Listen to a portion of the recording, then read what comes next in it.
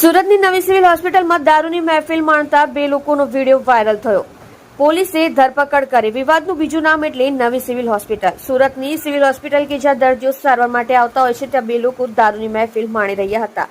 દરમિયાન આ video viral થતા ખટોદરા પોલીસ દ્વારા તપાસ હાથ ધરવામાં આવી હતી અને બંને લોકોની ધરપકડ કરી આ મામલે કાયદેસરની કાર્યવાહી હાથ ધરવામાં આવી છે. સુરતની સિવિલ હોસ્પિટલમાં બે લોકો દારૂની મહેફિલ માણી રહ્યા હતા. દરમિયાન ત્યાં લોકોની નજર પડતા બંને ત્યાંથી નાસી છૂટ્યા હતા.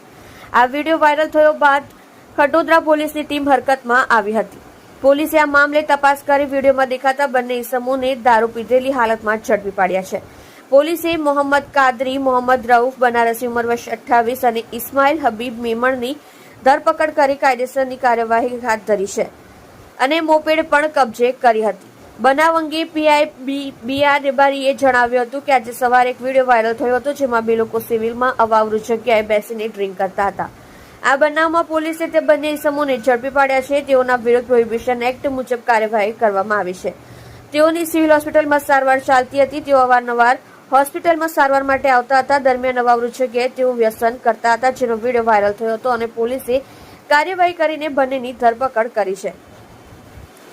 આ અંગે સિવિલના સિક્યુરિટી સ્ટાફને ધ્યાન દોરી આવી જગ્યાએ પોઈન્ટ રખાવીશું અને પોલીસ પેટ્રોલિંગ પણ ત્યાં અવારનવાર કરવામાં આવશે.